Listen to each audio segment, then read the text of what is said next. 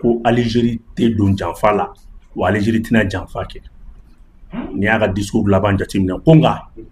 ko minnu ka terrorisme kɛlɛ yɛrɛ kɛ bi a m'a fɔ ko minnu k'anw dɛmɛ ko minnu ka terrorisme kɛlɛ kɛ bi k'olu yɛrɛ de nana ni terrorisme ne bolo kuma banna o ni ye kuma bannen o ne ko aw ma n ko yadi sara tu sais que i b'a dɔn diɲɛlatigɛ la ne tɛna n da don duguma kuma ninnu na quoi mais nin discours min kalannen filɛ nin ye nin kan ka bɛɛ bila bɛɛ ka réfléchir k'a jira k'a fɔ Sahel kɔnɔna la gɛlɛya min tun b'anw kan o ye an ni Algérie ka relation gɛlɛya ju bɔra yen a ko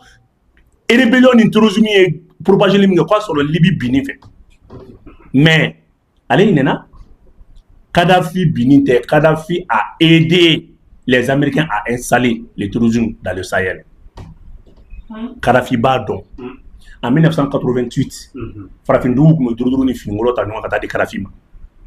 après Kadhafi tilala ka mun kɛ Kadhafi tilala k'i terikɛ américains ye ka Irisiw ka base attaqué en 1986 Komana Massoul a sara cogo di Ben Laden créera cogo di a ONG minnu tun bɛ a bɛ tɛmɛ cogo di donc aujourd'hui jamanaw y'a dɔn sisan min ye min ye parce que l'Algérie sait très bien qu'après la Libye c'était son tour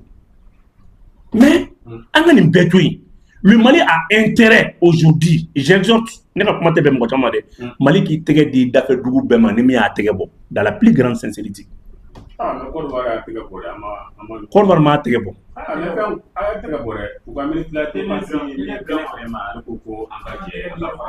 a y'a fɔ min mun na t'a fɔ Mali la yan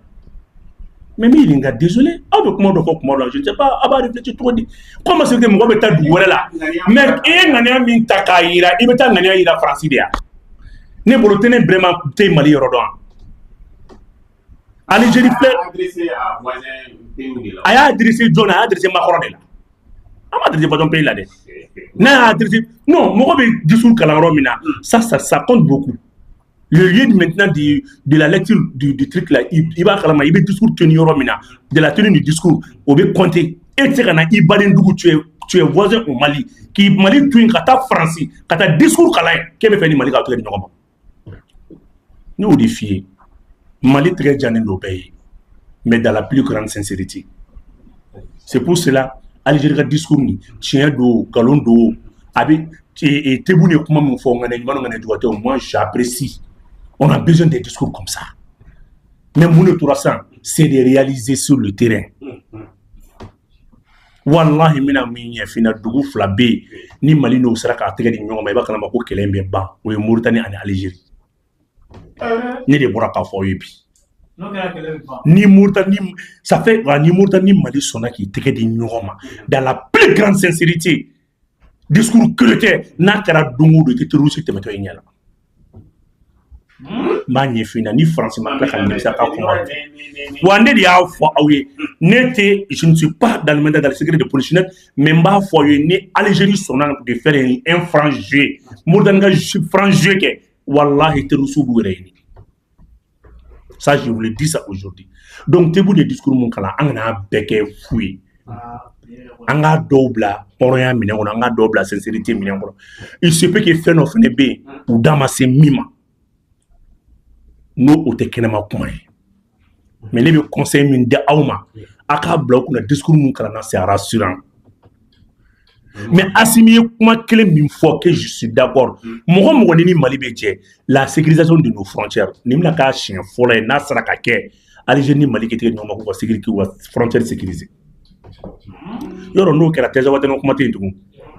n'i y'a mɛn ko Tezawaten bɛ jɔn bolo Tezawaten Alger ani Tezawaten Mali armée ka don k'i jɔ Tezawaten Algérie k'i jɔ Tezawaten Alger mun tora terroristes bɛ bɔ min bilen il faut qu'on soit franc ni n bɛ ka min ye fana Mali ni Algérie ka dégel ni n'Ala sɔnna ka barika don a la aw bɛna réalité wɛrɛ ye min an ma sigi min ɲɛ bɛ français la u bɛ ka Algérie critiquer RFI bɛ ka Algérie critiquer kuma caman na moi je suis d'accord o y'u ka baara ye parce que ni jɛ farala kuma caman bɛ fɔ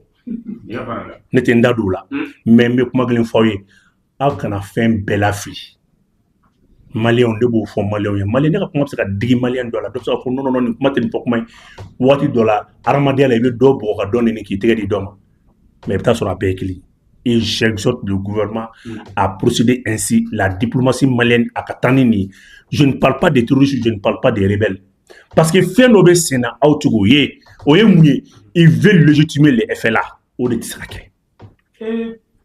Ou bien faire qu'un FLA de légitimer. Qu'un jinim terroriste groupé. Parce qu'il y a des balolés. Ni maman sona. Dugo, ka connexion à cette dugo bolo. Ko ani FLA kasi. Ambe c'est une conférence en l'autre.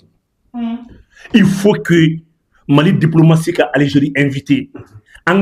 connaît la même définition, la même lecture sur le comportement des FLA. Que FLA soit déclaré comme groupe de terroristes dans la coalition JUNIM FLA.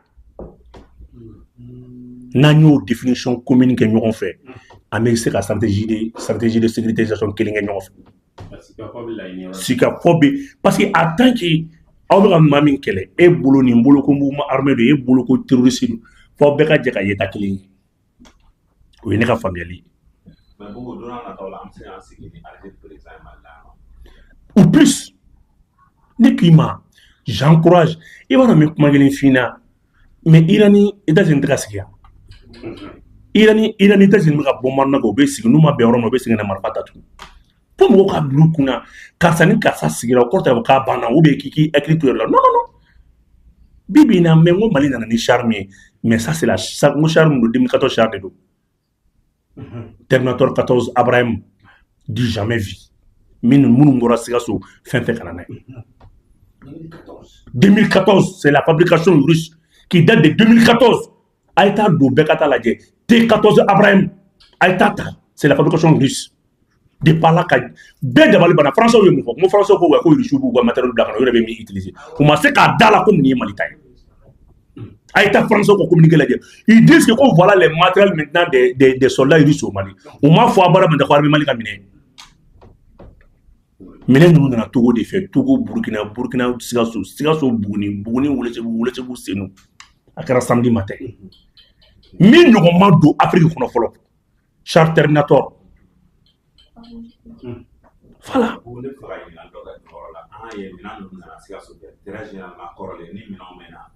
horloge ni akhani do mais pour cette fois-ci aya sigia mais pour cette fois-ci ni armure nous doit arranger par rapport à ama moshi kata akube pour juste ay boire tam dans là pour ma mener o temte droit en wulila ou yan wili foka donc a fo bi Mali quelqu'un menen na le ko problème de bi tellement que Mali be ka armée bi Mali quelqu'un menen na li re droit problème de bi problème en wulila bi en wulila sini depuis itinéraire ko mi o de ma force on en be wulila ko fawé ma amado mo shila en be wulila mais itinéraire de falena wana be ko xamé tafina ko ci ka bema mais bref ntina ndado la amé réseau de kan sono be wulila mais même foyé mine mun dana be kati nyeda mine natoka mbaw dili ala kama ita mine no non mais oye dans ma émission di ndena se ko da awma mais ibina do la ko le Mali est en train maintenant de se armer char Terminator ayta laji a kilime be mima aka caractéristique bekata te kalaji mais Terminator ko be arme lourde nana sept types d'armes lourdes de nana arme lourde wolo mana de ça fait arme sûrement type wolo vla o de nana non ni kelen fino ngima je te dis que ça c'est une émission non c'est une émission à part mba beta ye kelingili ne tra fait non mais même fa mi fina i kan ka donc français ko non que le Mali ko ni te Mali tay de ko ni rishu tay ibina ni rishu bo nyona bia non ni rishu te kelembi nous connaissons même le territoire de c'est des matériels de dernière génération. Donc, le Mali a besoin aujourd'hui d'une diplomatie pacifique. Il faut que Mali population, Mali gouvernement encourager dans ce sens. Namanya ani rebelté c'est une dialectique ce que tu es mais on a fait du kala ni mi sonna de sincérité kono ake ni mi menson nam se ka min kele ambo kele wallahi mi kuma gelen fina ayta Irani, Israël, Irani, États-Unis, ou bien bon plus nous on peut nous sur le cas pour que nous m'appelons ils font recours aux armes. C'est ça. est-ce que la situation sécuritaire là, on va être pour sur la sous ka kɛlɛ kɛcogo ka sisan an b'a ye k'a fɔ ni kɔnba bɛ sen na minnu b'a filmer an ye ja dɔw ye u ni terroristes u bɛ ka ɲɔgɔn affronter en direct i b'a fɔ ko film en même temps a bɛ ka filmer an partenaires b'a la ani Mali sɔrɔdasiw i ye vidéo ye mɔgɔw kɔni y'a partager a taara fan cɛman fɛ i bɛ se ka jumɛn fɔ a kan yala o fana ye propagande ye ok Eh, nous avons mon rêve Mali contre pour nous on va résultat là mais n'a qu'on a sur comme Mali vidéo de terrain sans que comme armée Mali il accès là tawa comme non qu'on te que pour ça c'est la violation des secrets pour des secrets de la défense non qu'on te fouille wera ni mana ko amra qu'on va filmer ko qu'on va de 14h pile dongo do ala be tien da on dongo do ala be tien da on al ni be quelqu'un en commentaire do va finir non ni bête for ça ni be quelqu'un en commentaire là ka dongo fo ni bi ka jamana bolo do ba finir non ni bête for mais le jour où il va la ko mo mshima ko wa munu ya anjala ko lukin ka partager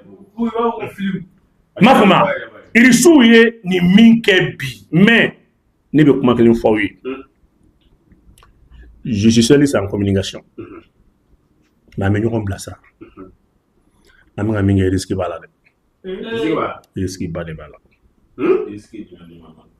mais kuma kelin fina mogo tiga jamana dinga danaya taga da mogo rek ni irete bi mogo ba kele chama sur le ka page sans fait ne bi mini en fait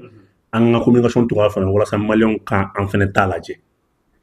mogo bi vidéo te sin dane donc mo do ko François Hollande na on chebe laban ma ko français na on chebe laban mali nyemo ka to bela